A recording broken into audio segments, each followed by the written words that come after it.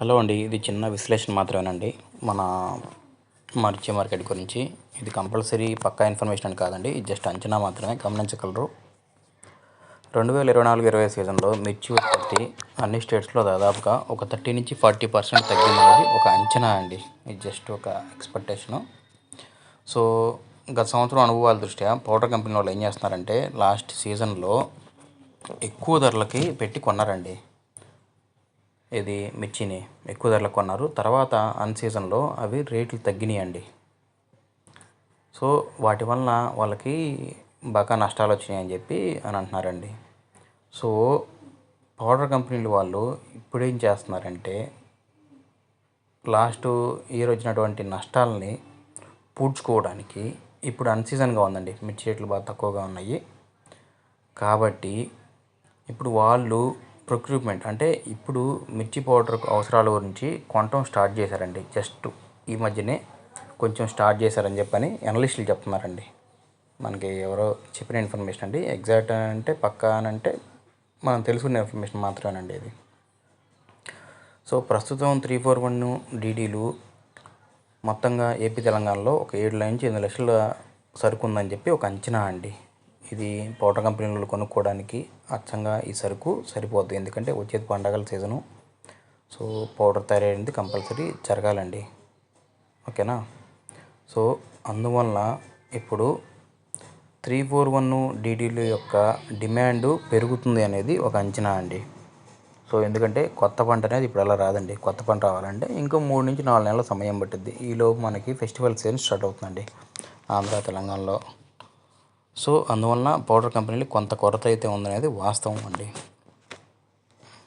So మన అంచనాల ప్రకారం ఏంటంటే అండి 2025 సీజన్లో 341 డీడీలు ఒక 20,000 నుంచి 20,000 పైన వెళ్ళొచ్చు అనేది ఒక అంచనా అండి. So it's just an expectation. So compulsory ఏం కాదండి. ప్రస్తుతం ఉన్న పరిస్థితులను బట్టి ఒక అంచనా మాత్రమే. ఏది సరుకు తక్కువ వస్తుంది అనే దృష్టిలో పెట్టుకొని.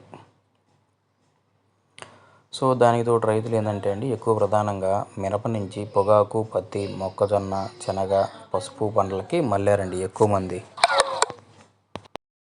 సో మనలో కూడా చాలామంది 10 ఎకరాలు వేసేవాళ్ళు, 5 ఎకరాలు వేసేవాళ్ళు 3 ఎకరాలకి అలా తగ్గిపోయారని మనం చాలా వరకు రియల్గా చూస్తున్నామండి. చాలా వరకు పంట విస్తీర్ణమే తగ్గింది. సో 5531 మార్కెట్ కొంచెం ఊపు అవుతుంది. ఎందుకు అంటే డీడీలు 341లు ధరలు కొంచెం పెరుగుతాయి కాబట్టి. సో వాటికి ఆల్టర్నేట్గా అంటే ప్రత్యామ్నాయంగా 5531ని పౌడర్ కంపెనీలు కొనుగోలు చేద్దామని చెప్పి చూస్తున్నాయండి. అందుకే కొంచెం 5531 మార్కెట్ చురుకు అవుతుంది అని చెప్పి అని అంటున్నారు. సో ఎందుకంటే ఏవైతే ఎక్స్పోర్ట్కి కానివ్వండి, ఆయిల్ తీయడానికి కానివ్వండి 5531 ఉపయోగిస్తారు కాబట్టి దాని ధర 16,000 నుంచి 17,000 పోవచ్చు అనేది ఒక అంచనా అండి. ప్రస్తుతం అయితే మనకు తెలిసి 14,000 పక్కా నడుస్తుంది. ఇది మంచి క్వాలిటీ ఉన్న కాయలు. క్వాలిటీ లేకపోతే 10,000 నుంచి 12,000 నడుస్తుంది అనుకోండి, వేరే విషయం. సో తక్కువ నిల్వలు ఉన్నాయండి. ఏవి అంటే కేడిఎల్, డబ్బీ అనే రకాలు. కాబట్టి అవి వచ్చే రోజుల్లో డబ్బీ అనేది 40,000 పోతుందని, కడ్డీలు 35,000 పోతుందని అంచనా అండి. సో వీటికి ఆల్టర్నేటివ్గా 2043 అనే రకం కొంటారని, దానివల్ల అవి ఒక 20,000 పోతాయి అనేది ఒక అంచనా అండి దాని రేట్లు అనేది. ఓకేనా. సో చైనాలో ప్రస్తుతానికి మన ఇండియా నుంచి వెళ్ళిన ఎక్స్పోర్ట్లో ఒక 25% వరకు ఉంటాయి అనేది ఒక రిపోర్ట్ అండి. సో కాబట్టి తేజాలో ప్రజెంటు చైనా వాళ్ళు 17,500 నుంచి 18,700, బంగ్లాదేశ్ వాళ్ళు 17,000 నుంచి 19,000 కొంటున్నారండి. సో మన ఇండియా మార్కెట్లో 16,000 నుంచి 19,000 కొంటున్నారు.